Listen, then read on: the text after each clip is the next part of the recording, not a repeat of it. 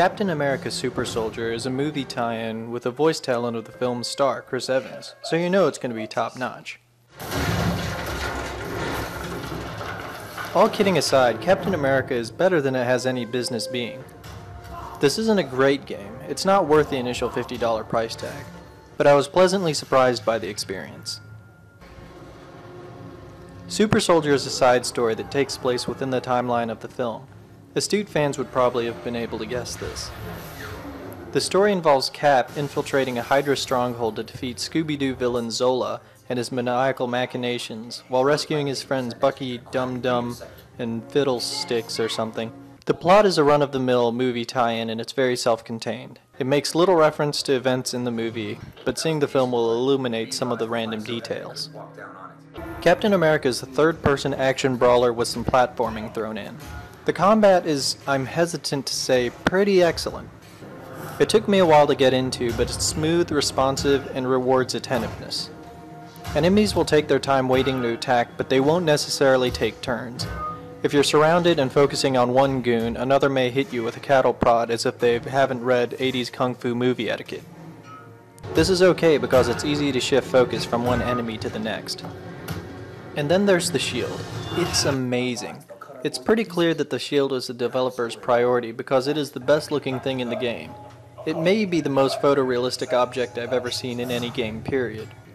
It integrates well into the combat and sounds really visceral, whether it's clanging robots, pinging bullets, or thunking goons. All of the enemies give you the courtesy of a bright warning for every attack, which gives you the option of blocking, evading, interrupting, countering, and with projectiles you can reflect the bullets back at the shooter.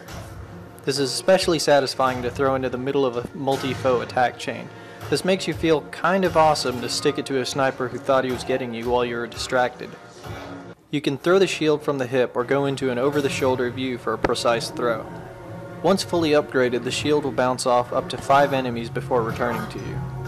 This can help keep enemies occupied, but while the shield is off doing its thing, it'll leave you vulnerable.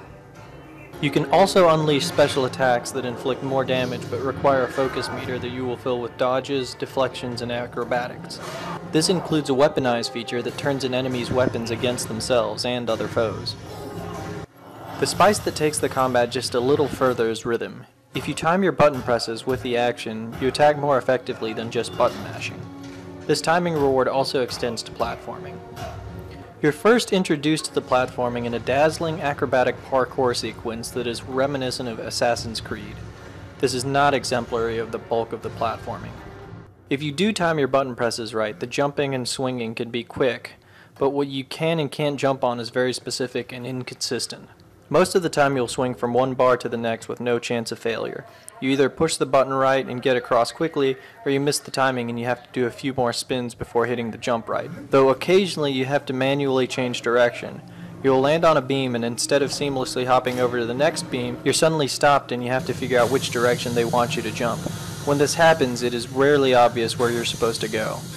There is also a large number of ledges that you have to shimmy across and jump from one to the next. This mix of on-rails platforming and extremely context-sensitive jumping and climbing gives you a very stunted experience. Captain America should feel like an Olympic-level athlete capable of navigating any obstacle, but this feels more like Cap has a very rehearsed routine and performance anxiety. The level design is pretty competent but also bland. They created an extensive, interconnected facility that is fairly detailed. The layout feels pretty natural, as if it is a functioning facility that just happens to have a lot of locked doors. Some areas are straightforward corridors, while others are large open spaces and offer a little flexibility with how you reach your objective.